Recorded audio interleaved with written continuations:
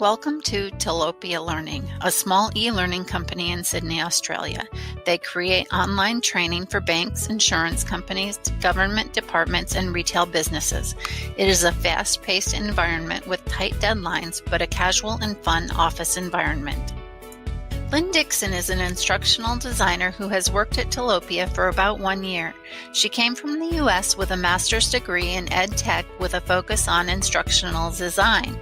Because her Australian colleagues lack formal education in instructional design, Lynn is highly regarded and asked to take the lead on many projects. It's 9 a.m. in the office and Jeanette Parks has arrived. She is the sales team leader at Tilapia and secures work with new and existing clients. Lynn has always wanted to be more involved with the sales process at Tilapia because there often seems a disconnect between what is sold to the client and what the company is capable of within the time and budget allowed. As Jeanette approaches Lynn grows somewhat nervous as she already has a full schedule. Hi Lynn, we've got an exciting project kicking off this week and I'm told you'll be the lead. Cairns Aquarium wants to develop a touchscreen kiosk to celebrate World Wetlands Day. We'll need to fly to the aquarium on Wednesday to get started. Lynn is excited about the project as the topic and nature of the project reflect her professional pursuits. She puts her other projects in order and begins researching touchscreen interfaces as she has no experience designing instruction for touchscreen devices. Lynn and Jeanette arrive at the aquarium where they are greeted by Laura Barton, the aquarium team leader, and Ben Williams, the aquarium education manager. Laura and Ben take Lynn and Jeanette on a brief tour, viewing and discussing the location of the kiosk. They leave the exhibit area and enter a meeting room where Lynn hands out the meeting agenda and some sample project documents. They begin discussing their roles and responsibilities. Laura Barton is the Marine Park Aquarium team leader. She's also the project sponsor who has responsibility for the major reviews and sign-offs, but no day-to-day responsibilities or involvement. Ben Williams is the Marine Park Aquarium education manager and subject matter expert. He has day-to-day responsibilities on the project. He's responsible for the client timeline, he coordinates with Lynn, he handles preliminary reviews and feedback, and is the resident wetlands expert. Lynn is the instructional designer on this project. She summarizes data into a high-level document, communicates with stakeholders, develops detailed project plans, and works with other design team members. Jeanette Parks is the sales team lead at Tilapia. She is responsible for keeping the project on time and reminding people of deadlines. She also addresses further needs as they arise.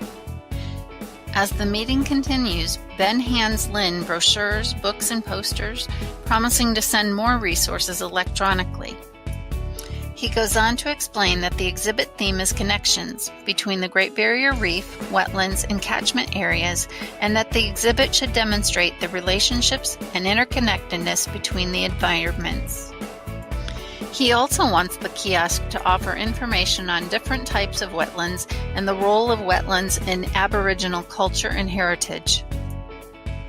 Laura makes a point to mention that similar kiosks will be displayed at regional information centers and that the software should acknowledge each of these regional areas by name and description to honor their significant funding and support for the project. Ben enthusiastically describes his idea of showing a bird flying high in the sky, then quickly flying down into a more detailed billabong setting. Jeanette chimes in and reviews the project statement of work, which specifies the agreed total content time of 20 minutes at an average interactivity of medium. The mention of a time limit reminds Ben to explain that they want to measure how much time any learner spends in a particular kiosk section and have a report that indicates the most popular and longest viewed sections. Jeanette confirms this is included in the project scope and Tilapia's technical developers shouldn't have an issue making it happen.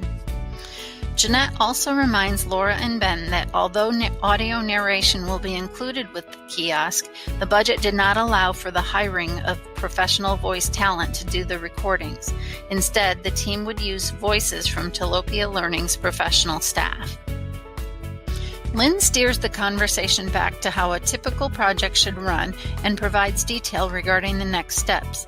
She will return to Tilapia to review Ben's content, determine which topics and activities to include, and summarize this information in a high-level instructional design document. Everyone is happy as the meeting concludes. Laura quickly mentions that a group of senior citizens that regularly tours the aquarium could serve as a pilot group of users if needed.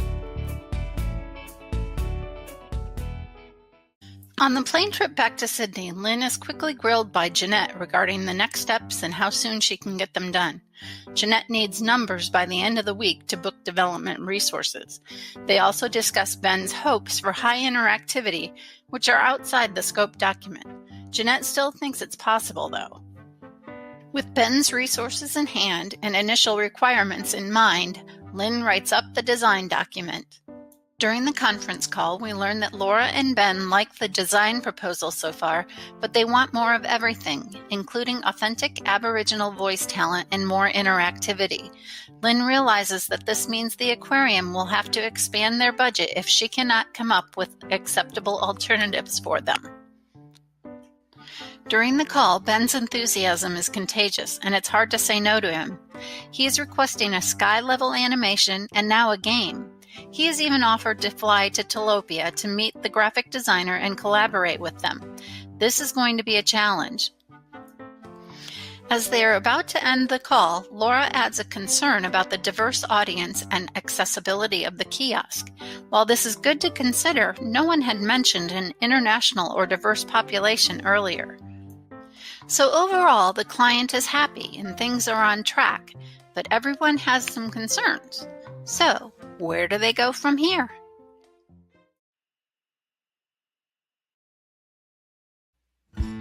So let's recap who our characters are and see how they're feeling about the project after the conference call to discuss the design document and where we go from here.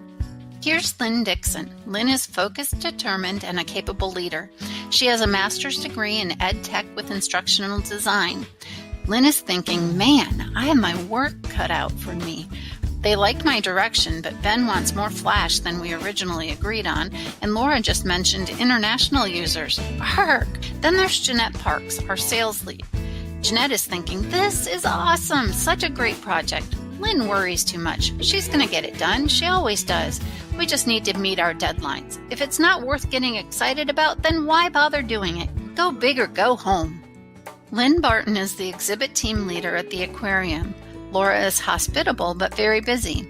After the conference call, she sits back and thinks, Lynn has some really great ideas. However, I'm quite concerned with how she is going to design the kiosks to address the needs of our very diverse museum visitors. Some don't even speak English. And then there's Ben Williams. After the conference call, Ben feels a little deflated.